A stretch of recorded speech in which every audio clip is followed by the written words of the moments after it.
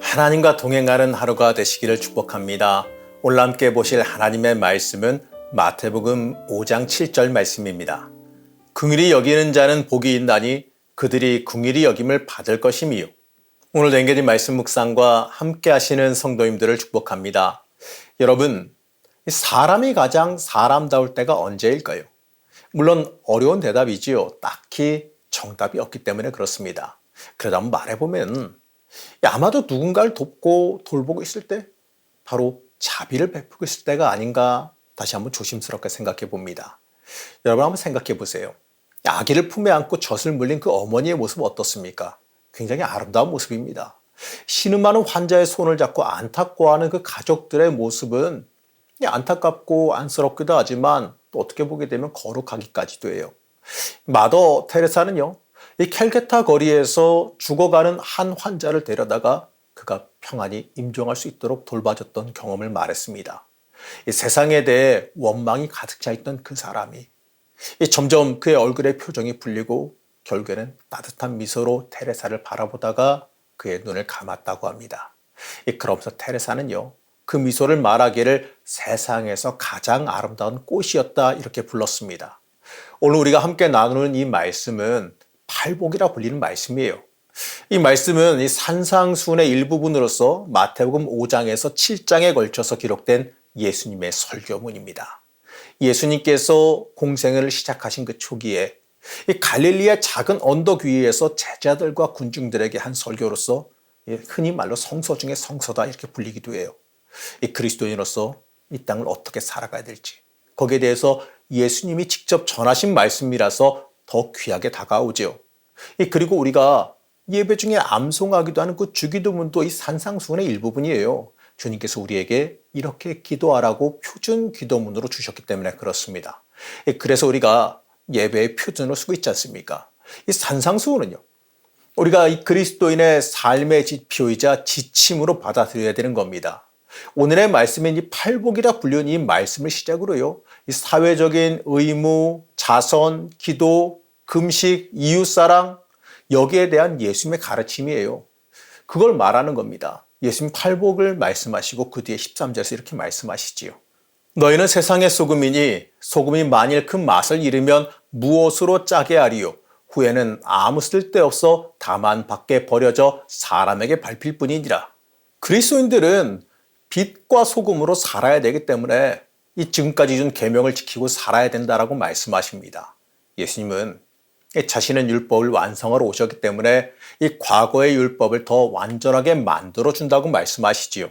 한마디로요, 이 땅에서 우리가 지키고 살아가야 되는 완전한 율법을 주시겠다라고 말씀하는 겁니다. 그것을 우리가 함께 보는 이 팔복을 통해서 명확하게 가르쳐 주고 계십니다. 오늘 우리가 함께 나누는 이 복이 있는 사람은 팔복의 5번째 복인 긍휼히 여기는 사람의 복입니다. 이 긍휼히 여기다 이 말에서요, 이 긍휼이라고 하는 말은 불쌍히 여겨 돌봐준다라는 뜻을 지니지요.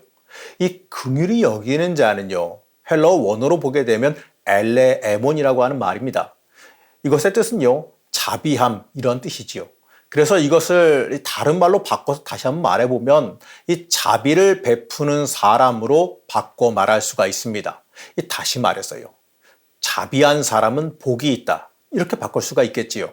마태는 하나님의 속성을 자비하심으로 인식합니다. 그렇기 때문에 하나님의 자비함을 우리는 제자된 도리로서 본받아야 된다고 말하는 겁니다. 또한 이 자비함은 자기에게 좋은 사람들에게만 베푸는 것이 아니에요. 믿지 않는 자들, 자기가 싫어하는 사람들에게 심지어 원수에게까지도 베풀어야 되는 거예요. 하나님을 믿는 사람들의 이 마땅한 삶의 원칙은 자비함, 바로 그것입니다. 그렇기 때문에 이 긍휼히 여기는 자는 바로 은혜 받는 사람의 삶이다 이렇게 말할 수 있는 거죠. 바로 자비한 사람은 예수를 닮은 사람이기 때문입니다. 마찬가지로 예수님의 제자라 하는 건요, 하나님을 닮아가는 사람을 뜻해요. 예수님께서 가르쳐 주신 하나님은요, 바로 긍휼이 풍성하신, 자비가 풍성하신 하나님입니다. 우리를 위해서 아파하시고 돌봐주시는 하나님이시지요. 우리의 연약함으로 인해 아파하시고 우리의 어려움을 인해 안타까워하시며 돕기를 원하시고 돌봐주시기를 원하시는 하나님입니다. 그렇기 때문에 우리 믿는 사람들은 이미 하나님의 이 크신 궁유를 받은 사람들임을 깨달아야 됩니다.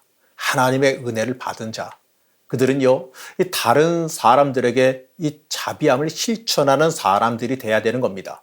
내가 하나님께 자비함 받았기 때문에, 내가 하나님의 사랑 받았기 때문에, 내가 그 사랑 받았기 때문에 그 사랑을 전하고 나누는 사람이 돼야 됩니다. 이들이 복이 있는 사람들이고 하나님의 행복이 임하는 사람들입니다.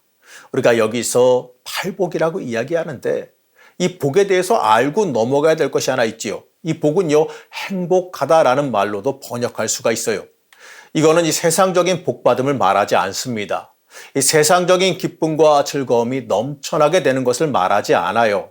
간단히 말해서 낙원에 사는 것과도 같은 상태다 이거지요. 이 복은 이 물질적인 것만을 말하는 이 세상의 복의 개념과는 좀 다릅니다. 물론 하나님께서 우리를 행복하게 만들어 주실 건 맞지요. 하나님의 말씀을 지켜 행함으로 얻어지는 것은 우리의 삶을 그리스도 안에서 낙원에 사는 것과 같이 만들어 주시겠다라고 말씀하는 거예요. 예수 닮아가는 삶은 우리의 인생을 천국과 같이 만들어 줄 겁니다. 그러면요, 이 그리스도의 자비를 베푸는 자에게 무엇이 있을까? 오늘 말씀은 이 긍휼히 여김을 받을 것이다라고 말합니다. 다른 말로요, 우리를 자비롭게 대하실 것이다라고 말하는 것이죠. 이 말씀에서 자비하다라고 하는 이 단어는 신적인 수동태로 되어 있습니다. 하나님께서 우리를 긍휼히 여겨 주시겠다는 뜻이에요. 가만히 생각해 보시기 바라요. 하나님의 은혜를 받는다. 하나님이 나를 자비롭게 여겨 주실 것이다. 여러분이 얼마나 행복한 사람들입니까? 여기서 우리가 알아야 될 것이 하나 있는데 이 하나님의 자비를 받으려면 먼저 내가 자비로운 행동을 해야죠. 그렇다고 공로주의를 말하는 건 당연히 아닙니다. 이 공로주의는 인간의 그 자비로운 행동만 있으면 하나님의 자비를 100% 확보한 것으로 믿는 겁니다. 하지만 여기서 이 공로주의를 말하는 건 절대 아니에요. 인간의 자비로운 행동으로 하나님의 자비를 얻을 수 있는 게 아니에요. 하나님의 자비는 하나님께서 주권적으로 주시는 겁니다. 우리가 하나님에게 긍휼함을 얻을 만한 자격이 없음에도 불구하고 이 하나님께서는 일방적으로 그리스도를 통해서 우리에게 은혜를 주십니다. 우리가 다른 사람에게 은혜로워야 하는 이유가 바로 여기에 있어요.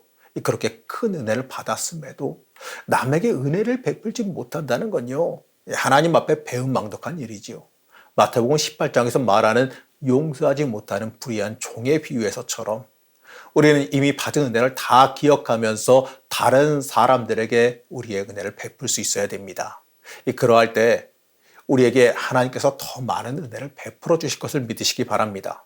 우리가 긍휼을 베푸는 것은요, 하나님의 은혜를 받기 위해서 인간으로 해야 될 최소한의 도리라는 걸 말합니다. 사랑하는 성도 여러분, 하나님의 은혜 받은 사람의 삶을 살아가시길 바랍니다. 다시 말해서요, 복음 순종하며 예수 따라가는 삶을 살아가시기 바라요. 그 삶이 내 삶의 모습으로 드러나시길 바랍니다. 다른 이웃에게 행하는 모습으로 드러나시기 바라요. 예수의 심정으로 다른 사람들을 대하고 살아가시길 바랍니다. 그러한 삶을 살아가는 사람에게 하나님께서 자비롭게 여겨주시겠다라고 약속하십니다.